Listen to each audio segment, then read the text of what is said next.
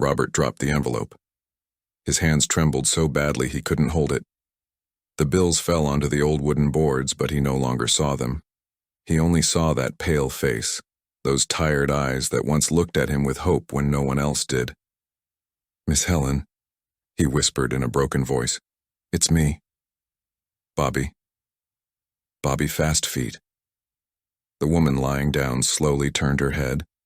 A weak smile appeared on her chapped lips, and then she said something that brought him to his knees. "I knew you'd go far, son.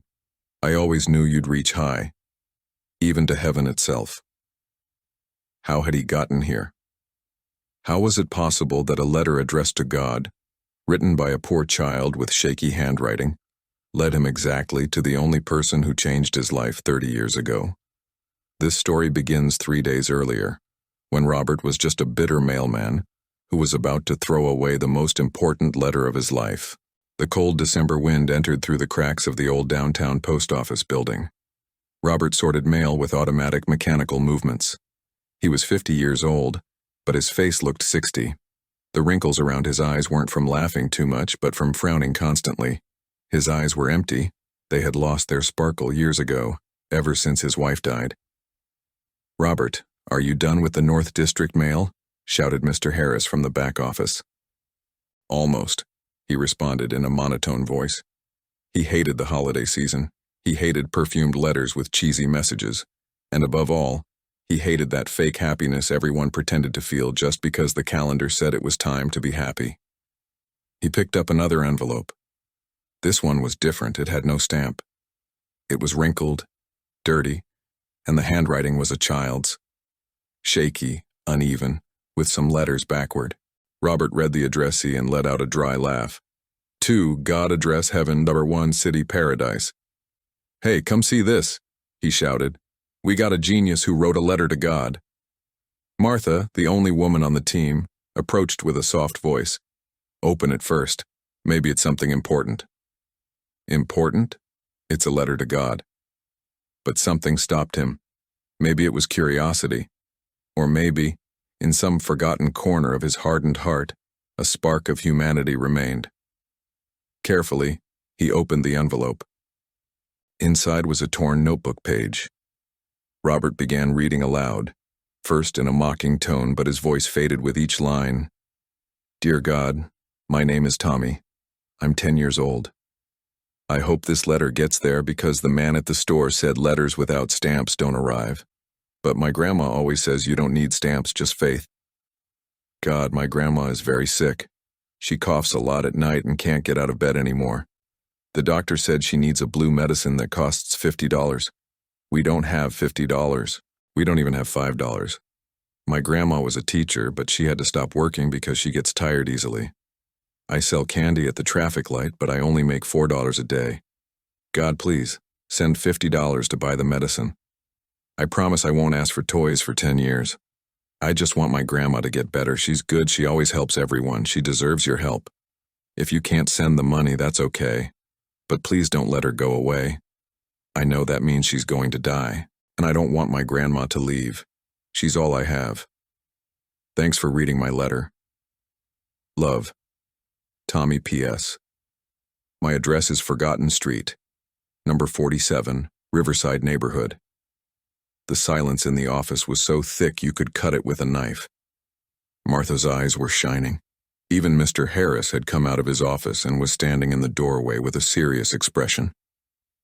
Robert felt something strange in his chest, as if someone had squeezed his heart hard. He hadn't felt that in years. "That poor child," murmured Martha, wiping away a tear. "It's just a letter," said Robert, but his voice sounded hollow. "It's probably a joke." "A joke?" Martha looked at him incredulously. "That child is desperate, and you know it." Mr. Harris stepped forward. "It's not our job to solve problems, but we're humans before we're mailmen. Let's take up a collection. I'll put in 15s, who else?" "I'll put in $10, said Martha immediately. Everyone looked at Robert. He felt the weight of those stares. "What? Now you're going to force me?" "Nobody's forcing you," Mr. Harris responded calmly. But you were the one who opened the letter. Maybe it was your responsibility from the beginning. Robert gritted his teeth. He hated feeling manipulated by emotions. Fine. I have this month's bonus. It's $80. Someone buy the medicine and bring them food too. Perfect. Robert, you know the Riverside area. Deliver the money personally, and don't even think about leaving it at the door. I want you to look that child in the eyes and tell him that his letter arrived. That afternoon, Robert stopped at the pharmacy. Good afternoon. I need medicine for a respiratory infection. A blue medicine for $50. The pharmacist looked at him professionally. Must be azithromycin. It's a strong antibiotic. Do you have a prescription? No? Then I can't sell it to you. Look, it's for a very sick woman. Her grandson wrote a letter asking for help. It's urgent. The pharmacist studied him for a moment, then sighed. It's Christmas, and I was once a poor kid too. I'll sell you the medicine, but promise me it'll be taken correctly. 2 pills a day for 5 days. Understood. That's $45. Robert paid and then went to the market. He bought rice, beans, oil, eggs, and bread. He spent another $30. He only had $5 left from his bonus. As he rode his motorcycle toward Riverside, it started to rain, a violent downpour. The streets became rivers of mud. He had to ask around to find Forgotten Street. It was a dirt alley with no pavement, houses made of wood and rusted tin pressed against each other. Number 47. The house was the smallest. The boards were rotten. The roof had holes covered with black plastic. An old rag hung on the door as a curtain. Robert stood in the rain, holding the bags. For the first time in years, he felt shame. He complained about his small apartment, his lonely life, but he had a solid roof, hot water, food. These people had nothing. He took a deep breath and knocked on the door. "Who is it?" asked a child's voice, fearful. "I'm from the post office. I have something for Tommy." The door opened just a crack. A pair of enormous dark eyes appeared, looking at him with fear and curiosity. It was a thin boy, brown-skinned, with messy hair, clothes full of patches. His feet were dirty. But those eyes, they shone with hope. "Are you Tommy?" Robert asked in a softer voice. The boy nodded. "Yes, sir. Are you here to collect something? My grandma can't pay." "I'm not here to collect. I came to deliver something." The boy's eyes opened even wider. "A letter? Something better?" Tommy opened the door completely.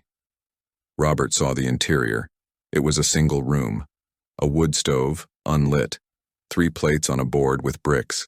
And in the center, on a mattress on the floor, she was there, a woman of about 60, pale, lying under a tattered blanket. Her gray hair was stuck to her forehead with sweat. She was breathing with difficulty, with a wheezing sound. But what made Robert freeze wasn't her condition. It was her face. He knew that face. It couldn't be possible. But the more he looked at her, the more certain he was. Those cheekbones, that nose, those lips, and above all, those brown eyes that he remembered perfectly, looking at him with infinite patience while he, a dirty and rebellious 7-year-old boy, tried to learn to read.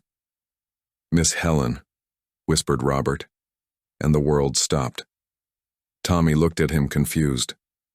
"You know her, sir?" But Robert didn't respond. His legs moved on their own. He knelt beside the mattress with the bags in his hands, not caring that his pants got soaked. He took out his flashlight and focused on the woman's face.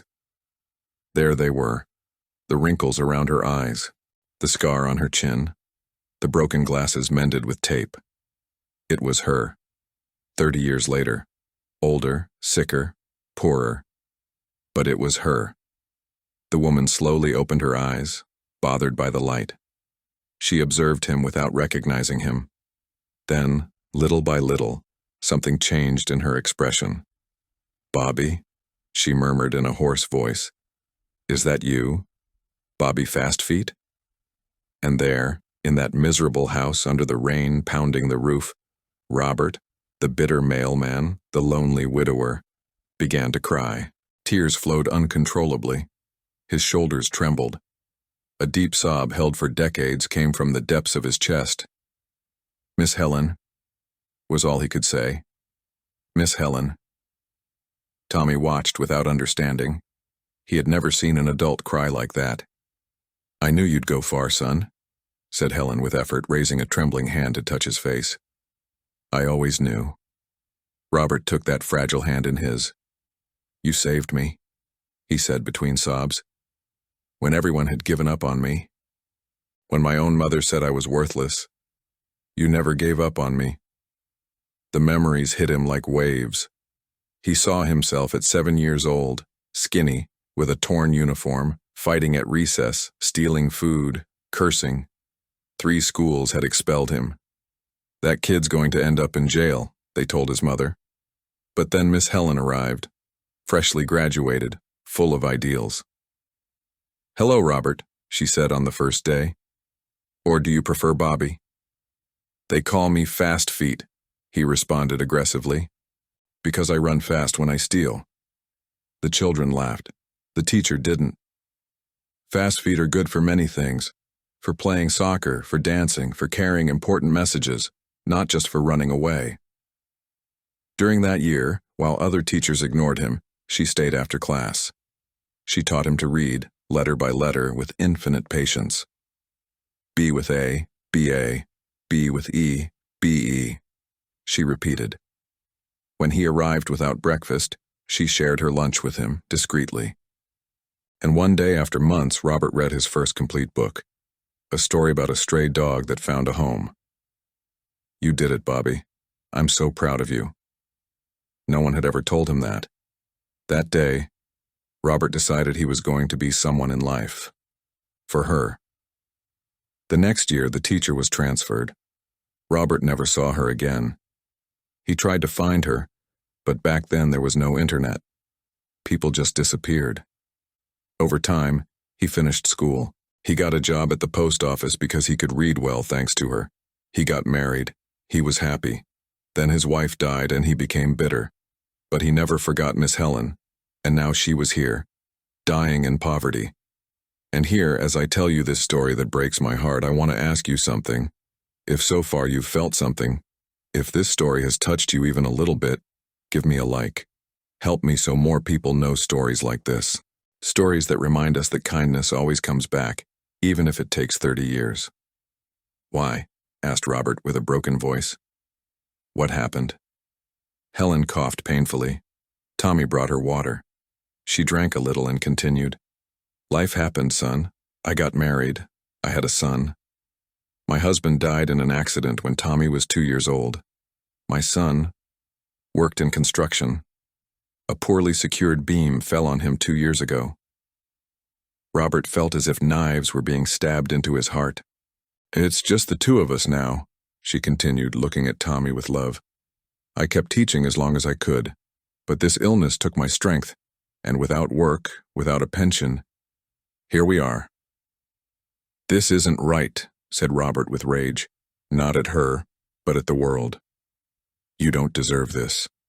Life isn't fair, Bobby, but it's not only cruelty either. Look, your arrival here is no coincidence." Robert remembered the letter. He took out the manila envelope and opened it. The bills were wet but intact. Also the medicine and provisions. Tommy wrote a letter addressed to God. He asked for money for your medicine, and I was the one who found it. Helen's eyes filled with tears. "See? God has a sense of humor. My grandson wrote to heaven, and heaven sent him a mailman I taught to read 30 years ago." Robert felt something break inside, something old and bitter that he had been carrying for decades. He fell completely to his knees, letting out sobs. Tommy, scared but moved, put a hand on his shoulder. "Don't cry, Mr. Mailman," the boy said softly. "My grandma says miracles come when you need them most, and you're our miracle." Those words, spoken with absolute innocence, were like a ray of light piercing through 30 years of darkness. Robert wiped away his tears. He took a deep breath, and for the first time in a long time, he felt purpose. "Okay, this is what we're going to do. First, Miss Helen, you're going to take this medicine 5 days, 2 pills daily. Tommy, you make sure she takes them, understood? Tommy nodded vigorously. Second, here's food for 2 weeks. You need to eat well for the antibiotic to work. Bobby, I can't accept. Yes, you can, he interrupted firmly. 30 years ago you taught me that receiving help isn't weakness, it's being human. Helen smiled despite the tears. Third, this roof has leaks. Those walls are rotten. I'm going to get materials and help to fix everything. Don't tell me no. Tommy looked at him like he was a superhero. And fourth, I'm going to come every week. To make sure you're okay. To bring what you need. And to... His voice softened. Make up for lost time, Miss Helen. Helen extended her hand and Robert took it. Thank you, son. Thank you for becoming the man I knew you could be. Robert stayed kneeling, holding that fragile hand, while the rain fell. Tommy hugged them both, and in that moment, in that miserable house, something beautiful filled the space. Hope, redemption, love in its purest form. I'm going to open the medicine, said Robert, drying his eyes. You have to take the first dose now with food. Tommy, can you heat water to make rice? Tommy ran to the stove. Robert helped to light the fire. While the water boiled, he prepared the medications. 1 pill now, another in 12 hours. It's important not to skip any dose. Are you a doctor? Asked Tommy admiringly. No, just a mailman who knows how to read instructions, Robert responded with a smile. The first genuine smile in years. They ate together. Simple rice with egg and salt. For them it was a feast. Robert watched Tommy devour the food and his heart ached. Slowly, Tommy, there's enough. The boy slowed down, though it was hard for him. Helen took her medicine with Robert's help. Then she rested her head. Rest, Miss Helen. The medicine will take effect soon. The fever will go down and you'll feel better, I promise. Really? Asked Tommy hopefully. My grandma's going to get better? Robert looked him straight in the eyes. Your grandma is strong, Tommy. She's the strongest woman I know. Her body will be able to fight. But she needs to rest. And she needs you to be brave. Can you do that? Tommy nodded solemnly. I can. I'll be the man of the house. You're a good boy. Your grandma is very lucky. Before leaving, Robert wrote his number on a piece of paper. This is my number. If anything happens, if you need anything, call from any payphone. It doesn't matter what time. I'll come. Yes, sir. Tommy kept the paper like a treasure. Robert went out into the rainy night. He got on his motorcycle but sat there looking at the house. 30 years. 30 years looking for meaning. 30 years wondering why he was still here. And now, because of a misdirected letter written by a child with absolute faith, he had the answer. It wasn't coincidence. The universe, God, destiny, had led him exactly where he needed to be. Robert started the engine and rode through the rain. But this time, the rain didn't bother him. It was as if each drop washed away years of sadness. The following days were a whirlwind. Robert convinced his co-workers to take another collection for construction materials. Together, they raised enough. That weekend, he arrived with 3 friends to help. Tommy greeted them with a radiant smile. My grandma is better. She doesn't have a fever anymore and she can sit up. It was true. Helen was sitting on the mattress, weak but with color in her cheeks and brightness in her eyes. Bobby, you didn't have to do all this. Yes, I did. Now rest. We're going to make noise. During the weekend they worked. They removed the rusty tin sheets and put up new ones. They reinforced the walls. They sealed the cracks. They painted the interior light yellow. Tommy helped carrying tools, sweeping, bringing water. His energy was contagious. Sunday afternoon, the transformation was amazing. It was no longer a shelter about to collapse, but a humble, yet dignified house. Helen cried when she saw the result. I don't know how to repay you for this, Bobby. Robert knelt and took her hands. You already paid me, Miss Helen, 30 years ago. You paid me with patience, with time, with faith. This isn't even 1% of what I owe you. The weeks passed. Robert kept his promise to visit weekly. Sometimes he brought food, sometimes clothes. Sometimes he just came to talk.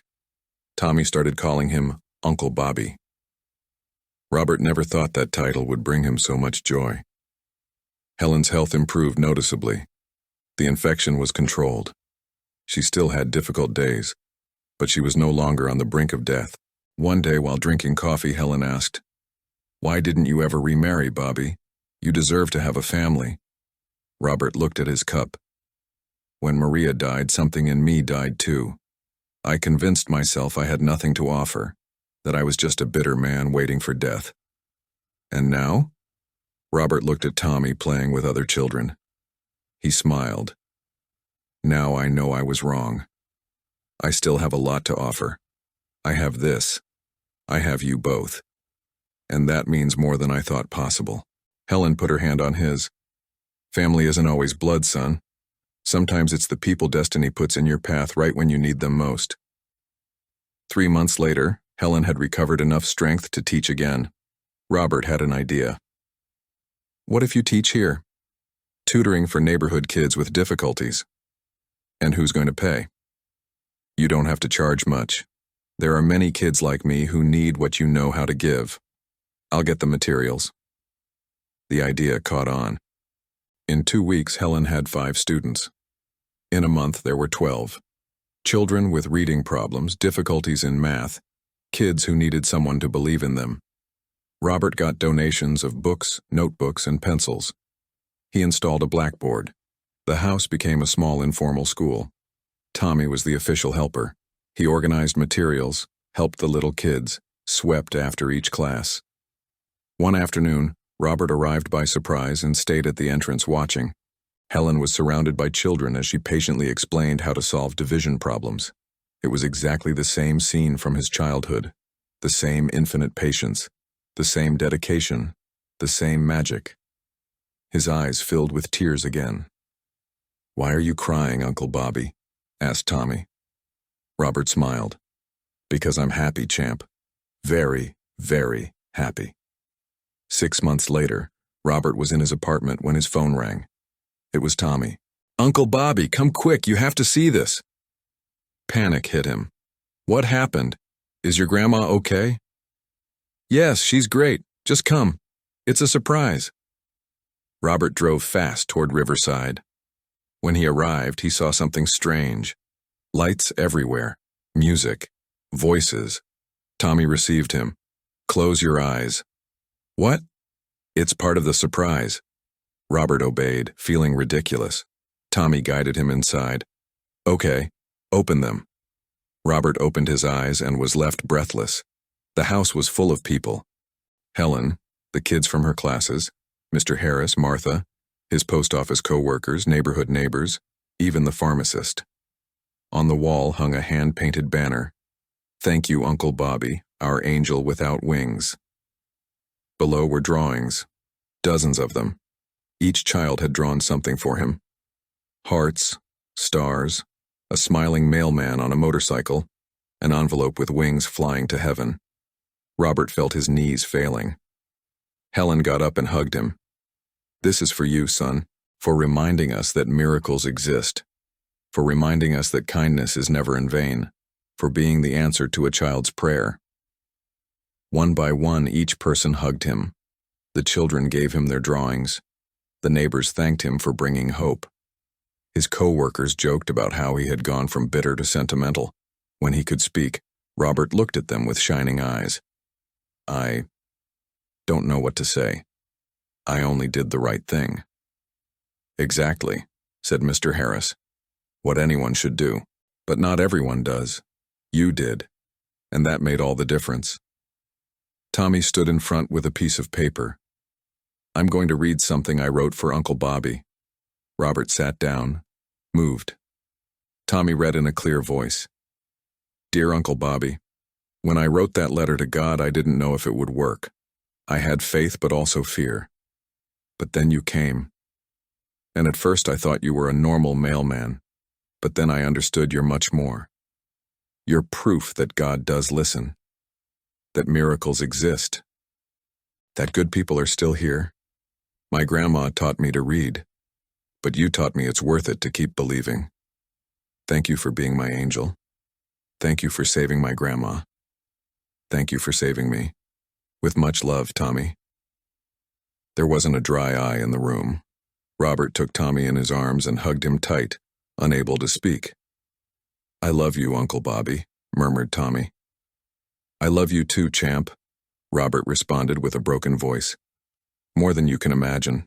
That night, after everyone left, Robert stayed with Helen and Tommy. They were sitting outside under the starry sky, drinking hot chocolate. You know what's most ironic? Said Robert. What? Asked Helen. That I thought I was coming to save you, but you were the ones who saved me again. Helen smiled. That's how it works, son. Life is a circle. What you give comes back. Sometimes it takes 30 years, but it comes back. Tommy asked, Uncle Bobby, do you think God really received my letter?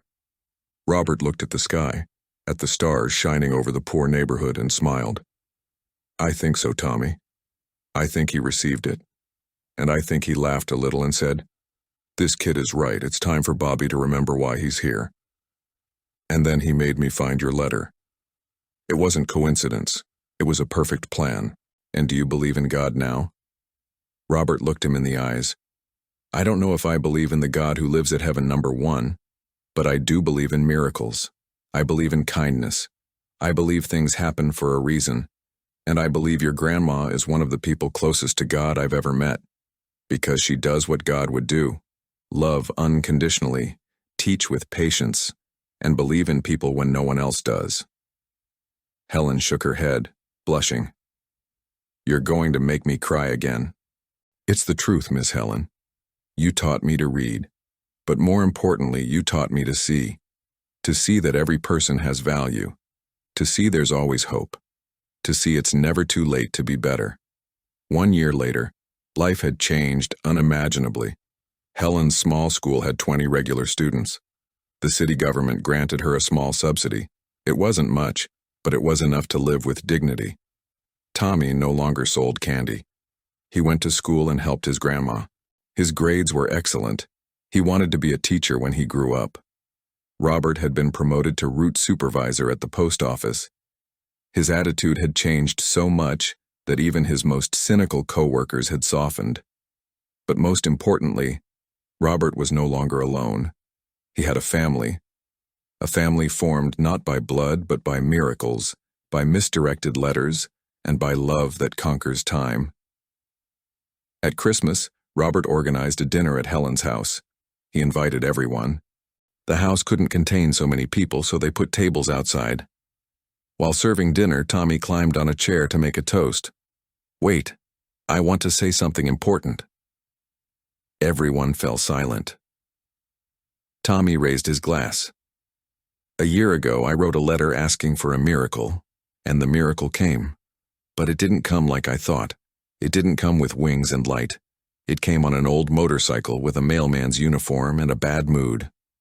Everyone laughed, but that bad mood hit a good heart. The heart of someone who never forgot where he came from. The heart of someone who decided to help even though he didn't have to. So I want to toast. To Uncle Bobby, the best mailman in the world. And to my grandma, the best teacher. And to all of you, who make this poor neighborhood the richest place in the universe. Cheers! Everyone shouted, raising their glasses. Robert felt the tears. But this time he didn't hold them back. He let them fall as he looked around, at these beautiful people, at this extraordinary child, at this woman who had saved him twice. Helen approached and whispered to him, See? I told you you'd go far, and look where you arrived, exactly where you needed to be. And so this story ends. The story of a letter that should never have arrived, but that arrived exactly where it needed to go. Because sometimes miracles don't come from heaven in divine light. Sometimes they come on a motorcycle, soaked by rain, with a broken heart but hands full of hope. Tommy learned that faith isn't naive. It's powerful. It's transformative. It's capable of moving the heart of a bitter mailman. Helen learned that the seeds we plant are never lost. They may take 30 years to sprout, but when they do, The tree is stronger than we ever imagined. And Robert learned the most important lesson of all. He learned it's never too late to start over. He learned that bitterness is a choice, and so is love. He learned that the people we save end up saving us. And he learned that sometimes the best letters are the ones without stamps, because those aren't delivered by the postal system. They're delivered by destiny. So next time you see someone asking for help, even if it seems impossible, even if it seems crazy, help them. Because you never know if that person changed your life 30 years ago, or if they're going to change your life today. Because in the end, we're all connected. We're all part of the same letter addressed to heaven, and we all, absolutely all, deserve someone to decide not to throw us in the trash. We deserve someone to open us.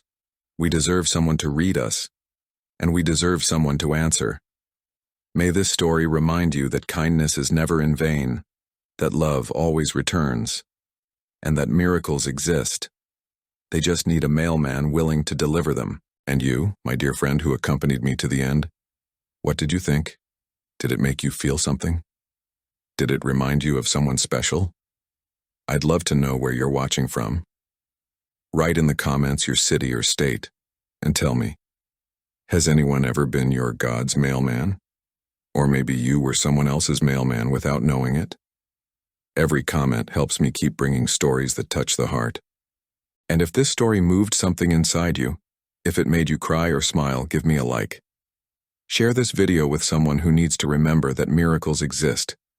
Because every time you share a story of hope, you're being like Uncle Bobby. You're delivering a message of love to the world. See you in the next story. And remember, never underestimate the power of a small kindness. You might be saving a life, or you might be saving your own. God bless you. And may you always find mailmen willing to deliver your letters to heaven. With all my love, your friend who will always be here telling you stories that the soul needs to hear.